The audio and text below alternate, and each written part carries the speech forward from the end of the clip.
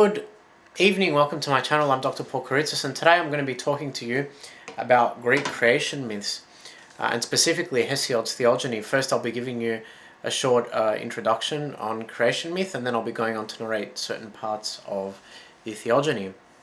As we have thus far discerned, myths are humankind's earliest attempts to explain the phenomenon of the universe. Most primordial cultures did this by unconsciously projecting their inner psychic terrain onto the superpersonal powers that mediated their immediate surrounds and formative environment. The vital need to ascertain a sense of order in an often chaotic realm led to the creation of stories that personified the forces and assimilated them into a coherent knowledge system accessible to all adherents of a particular culture. Human beings relate best to one another and to the world at large when they use the archetypes of the collective unconscious as tools of perception and interpretation, and our ancient ancestors would have been no different. As inheritors of a faculty for reasoning, they would have wanted to make sense out of celestial, terrestrial and aquatic phenomena, as well as to discern how this prevailing natural order had come to be. The search for an origin prompted the creation of a particular sort of mythical narrative known as a cosmogony. This word is of Greek origin and literally means the birth of order. For primitive man, the concept of order would have no doubt revolved around the rotation of the heavens and the seasons, meteorology, and the socio-political mechanisms of the group or tribe that enabled efficient functioning and facilitated a basic sense of normalcy and well-being. Order is essential because it ensures stability. Stability, on the other hand, is the foundation stone of longevity, indestructibility, and survival. Over and above their spiritual orientation towards an animistic worldview, early humans were vastly preoccupied with subsisting in a greater cosmos that would have appeared as mysterious and dangerous as what it was beautiful. But to subsist, it was imperative that they understood the things around them, their inherent nature, and from where they had sprung. They didn't know what had transpired before their arrival, so they had to make do with a version of events bequeathed to them by their imaginations, and specifically by the image-forming proficiencies of their mythmakers or mythographers. Coincidentally, mythical narratives centered on the birth of the universe are ubiquitous across all worldly cultures. While many cosmologists have attempted to explain this phenomenon in the context of cross-cultural interaction, an even likelier possibility is that the archetypal content of the rational psyche are indigenous to the human condition.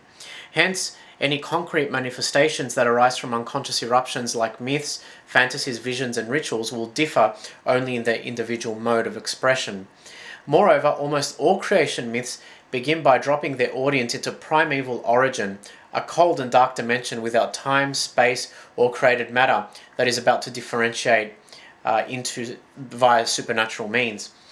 Many cosmogonies, particularly those from ancient Egypt and Greece, define this space as a primordial ocean of chaos encompassing infinite potential.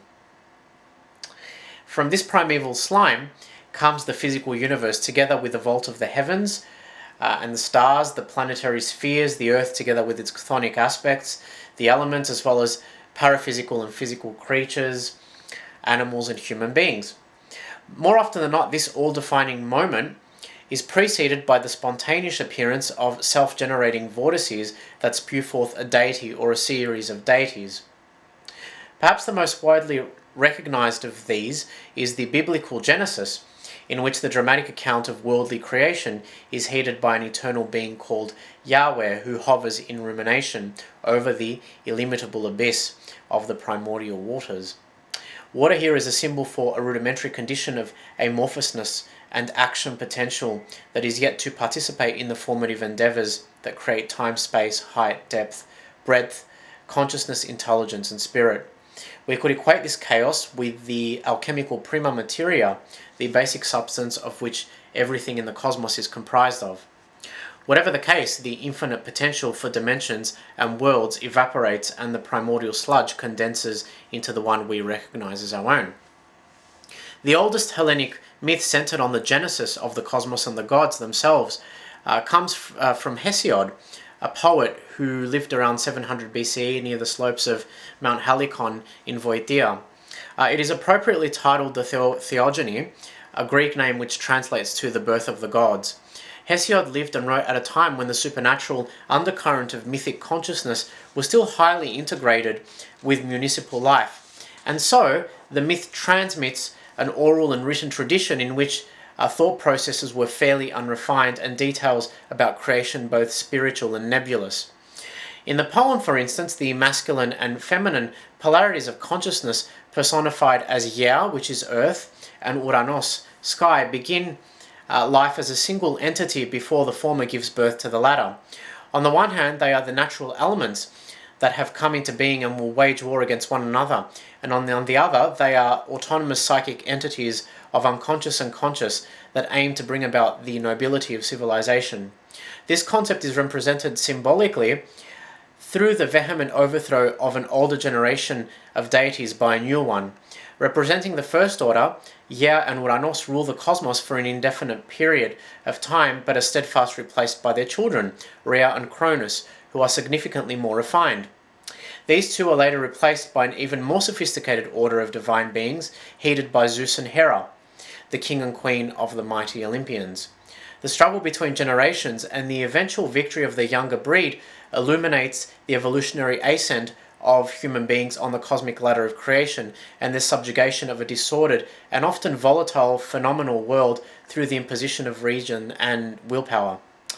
In subduing the Titans, Zeus and his Olympian followers distanced themselves from the barbaric, antiquated, wild, reckless and savage ways of their immediate predecessors and fulfilled as eternal law, whereby rationality and order will always have the upper hand over the contingencies of irrational chaos. As literal devices operating within a cultural context, myths are exceedingly powerful. In fashioning them, the earliest Hellenistic poets, so Homer and Hesiod, were not only handing down fictitious tales whose primary aim was to amuse and entertain, but also presenting innovative archetypal models by which reality might be measured. In providing logical explanations or hypotheses about the origin and nature of the world, the mythographers were unconsciously creating a system of nascent knowledge that would go on to influence the cultural and socio-political fabric of society. Hesiod's Theogony gives us some of the first glimpses of characteristics and qualities that would eventually form the communal landscape of classical Greece and Hellenistic societies as a whole. Uranos, which is the sky, for example, abhorred his own children so much that he incarcerated them in the cavernous depths of Yer, the earth. The punishment for this wrongdoing was to be emasculated by his youngest and most dreadful son, the Titan Cronus. This violent overthrow of father by son was repeated again in the next generation.